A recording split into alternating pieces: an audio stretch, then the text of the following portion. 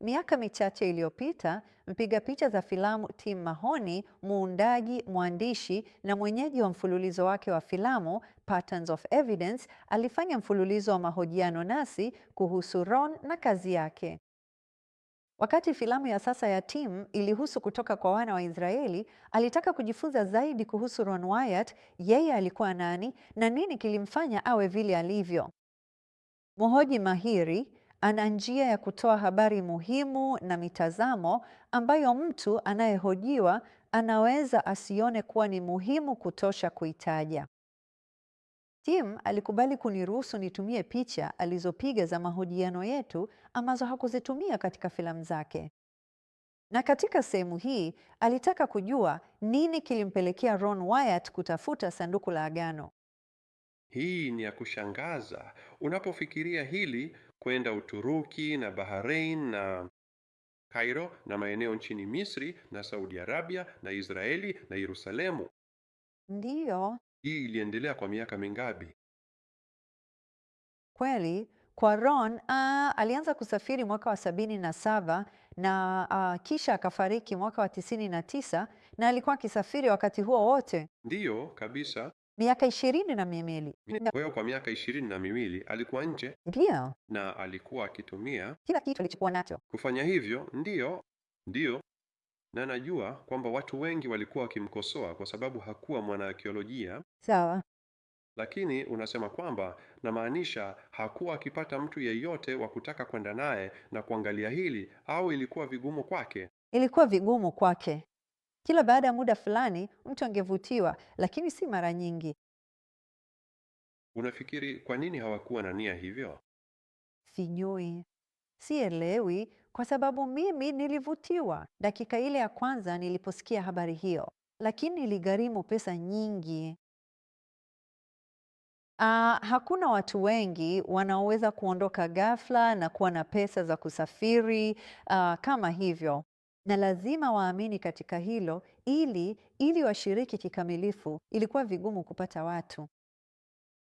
Ndio maana aliniomba nimuoe.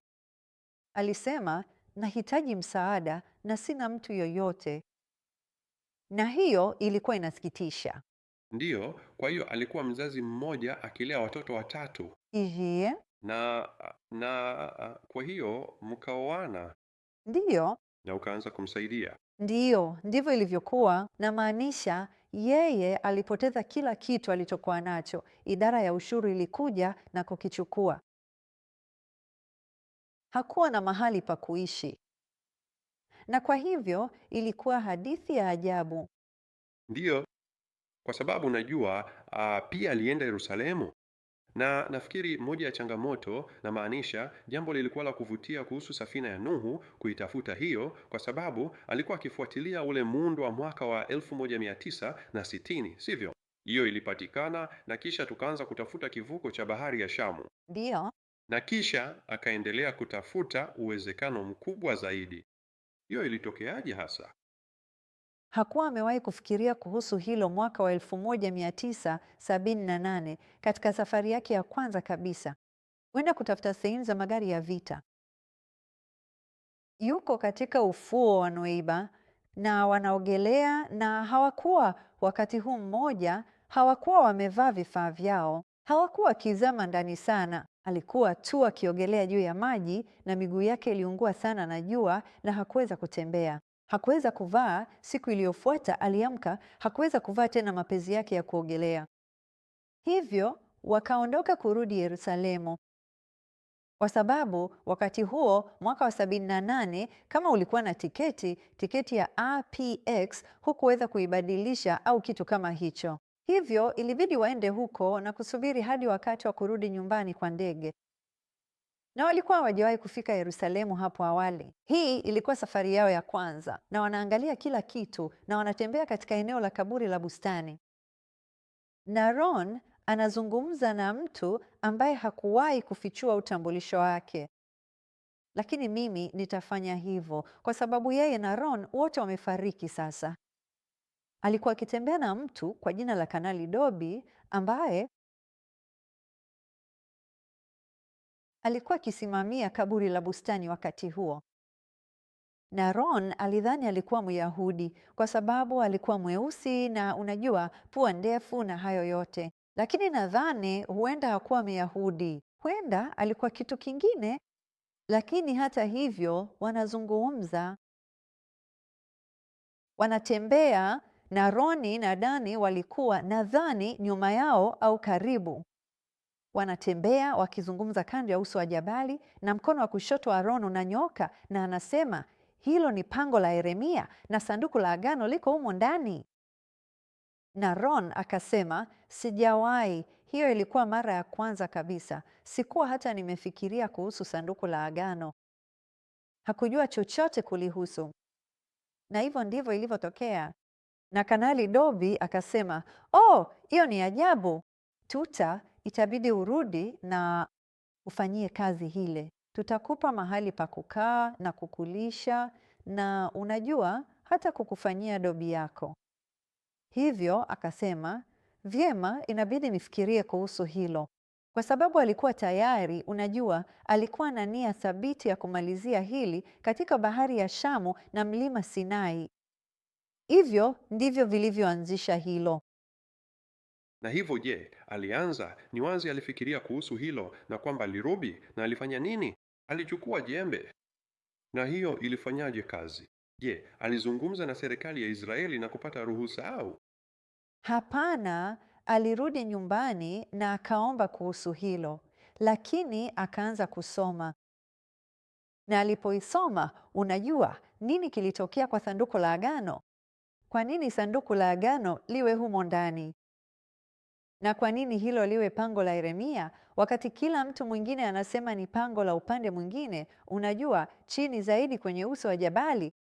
Hivyo akaanza kusoma. Na alipoamua kwamba lilitoweka, alipopata habari kwamba lilitoweka karibu na wakati wa mzingiro wa Babeli walipojenga ukuta wa mzingiro kuzunguka mji, basi akafikiri, vyema.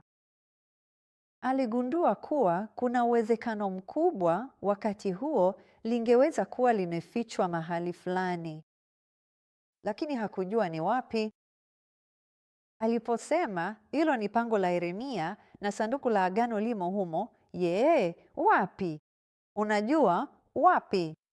Na alikuwa ametumia muda mrefu akichimba handaki humo na kulitafuta. Alikuwa miaka 3.5 kabla ya kupenya kwenye uso wa jabali huko chini. Hivyo yeye Kimsingi alirudi.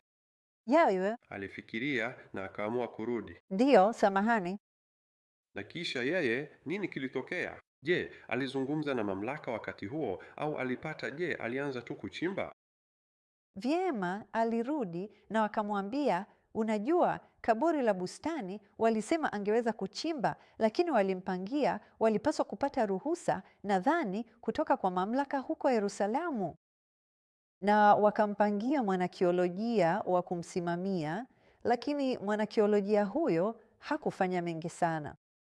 Na hivyo yeye na Roni na Dani walichimba tu, na walipomaliza walienda na kuripoti walichopata au chochote kile. Na hiyo ndio ilikuwa yote. Alikuwa akichimba tu. Na alikuwa akitafuta mili. Hakujua. Kwa kweli hakujua. Alisema alipofika hapo na kutazama huku na huko, kitu cha kwanza alichoona ni hizi sehemu zilizochongwa au mianya kwenye ukuta wa uso wa jabali. Kulikuwa na 3 kati yao, zilikuwa zimepishana hivi. Na wazo likamjia, unajua, hizi zinaonekana kama sehemu zilizochongwa au mianya tunayoona katika maeneo mengine ambapo walijua kwamba wafalme na watu wengine wangeweka vibao vya mawe, unajua, vikiwa na ujumbe juu yake. Na hivyo akasema, hii lazima iwe kwa ajili ya ujumbe wa aina fulani. Na kisha hatimaye akaanza kuamini kwamba hapa ndipo kusulubiwa kulipofanyika. Na hapa ndipo, unajua, namaanisha hakuwa na uhakika, lakini ilikuwa inaanza kuleta maana kwake. Alikuja kuamini kwamba hizi nafasi ndizo mahali ambapo zile ishara ziliwekwa ambazo Pilato alikuwa amezitengeneza, unajua, zilizosema Yesu wa Nazareti, mfalme wa Wayahudi, katika lugha 3 tofauti. Na hivyo alianza kuangalia huku na kule kuona kama kulikuwa na mashimo yoyote ya misalaba au kitu chochote karibu. Je, hapa pangeweza kuwa mahali pa kusulubiwa? Lakini kile alichokuja kujisuza hatimaye ni kwamba hayo yalikuwa ni mabaki ya vifusi kutoka katika viwango vingi vya uharibifu wa Yerusalemu. Alipoanza kuchimba chini kupitia udongo ule, alipata kila aina ya vipande vya vyungu na taa na vitu kama hivyo, na akavitoa vyote, vingi vyavyo. Tunavyo vichache, unajua, vipande vidogo hapa, lakini kila mara Yerusalemu ilipoharibiwa, na imeharibiwa, unajua, takriban mara 10 au zaidi, kila kitu kilibomolewa hadi chini na kuwa vifusi tu. Hivyo alipoanza kwenda chini huko, ndipo alipopata ushahidi ambao alifikiri ulihitaji kuchunguzwa kwa kina zaidi.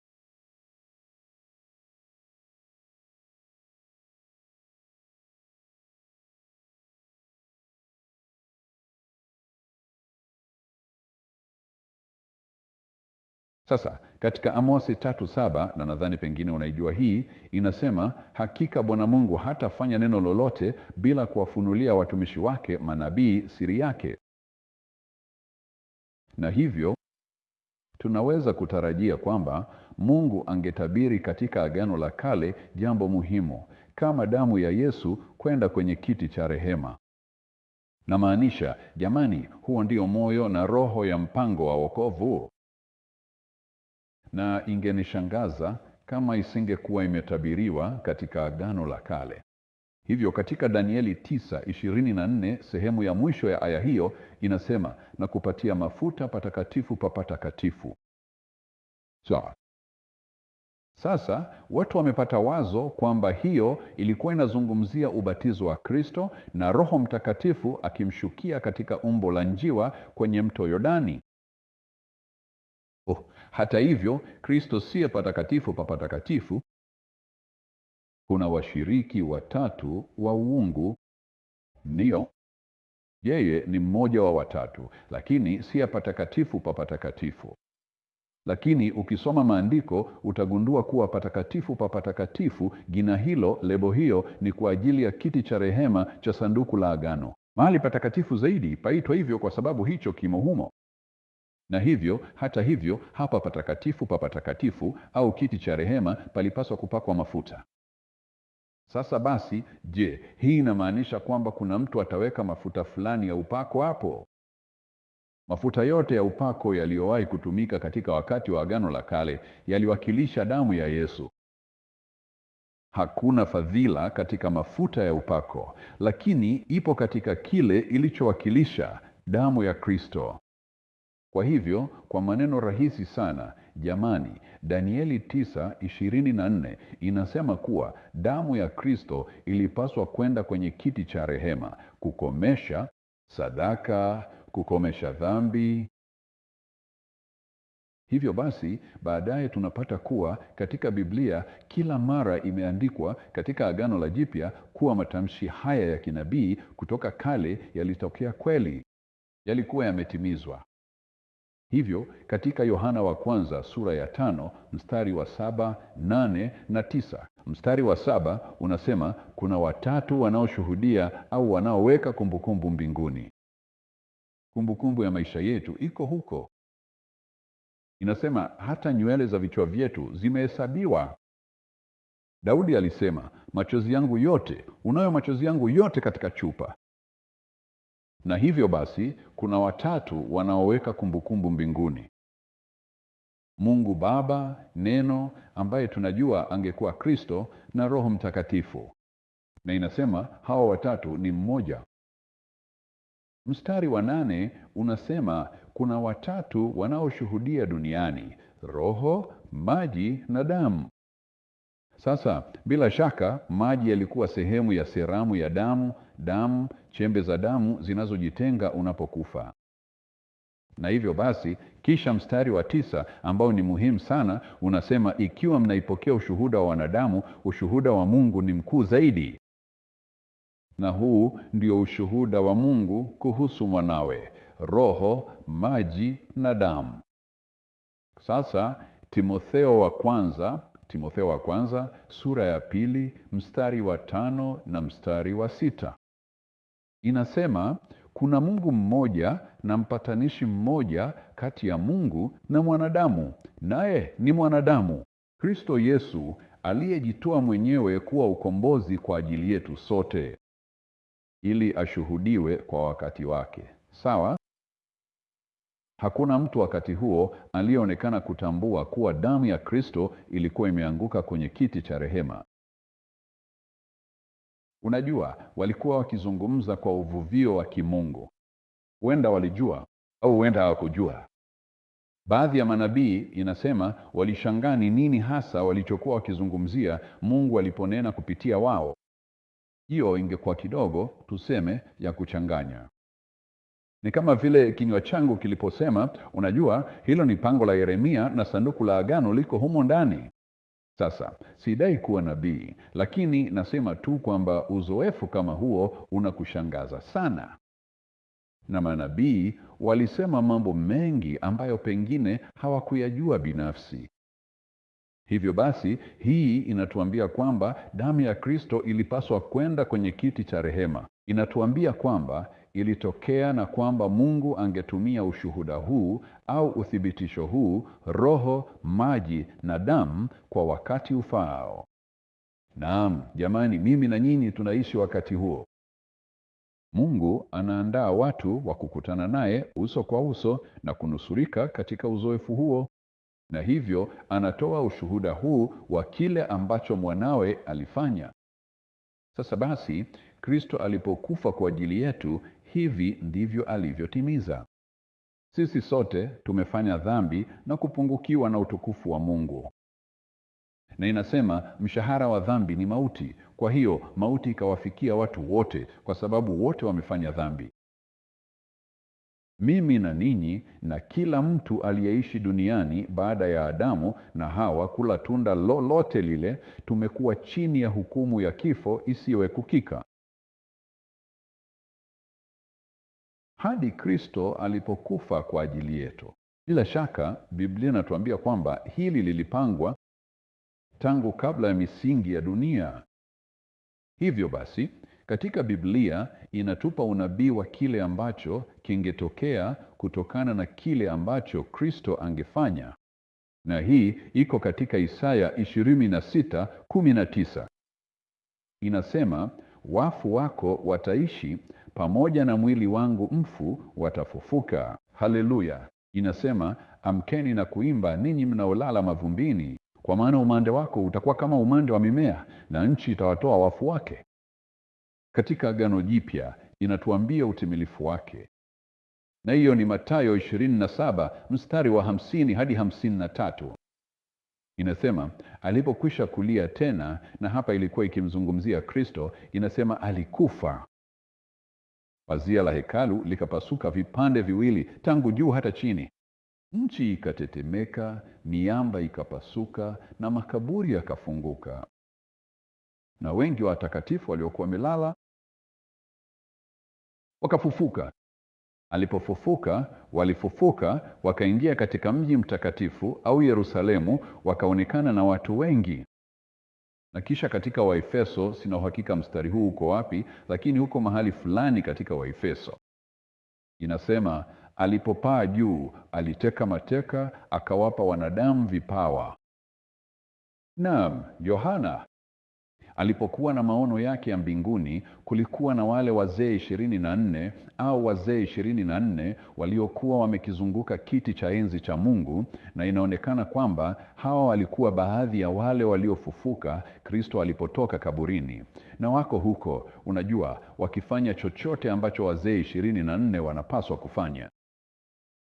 Hivyo basi, jamani, tutakapofika mbinguni, hatutakuwa mmoja wa wale wazee 24, lakini kuna mambo mengine mengi ya ajabu ya kufanya huko. Sasa basi, Damu ya Yesu ilipogusa kiti cha rehema, wale waliokuwa mateka halali wa Shetani waliwekwa huru. Wale mateka halali. Biblia inauliza, nadhani hii ni katika Yeremia, inasema, je, mateka wa mwenye nguvu watapokonywa na mateka halali watawekwa huru? Nayo inasema, mateka watapokonywa kutoka kwa mwenye nguvu na mateka halali watawekwa huru. Kisha, moja ya ahadi nzuri zaidi katika Biblia nzima, nami nitateta naye atetaye nawe, nami nitawaokoa watoto wako. Sawa. Tumenunuliwa kwa thamani jamani.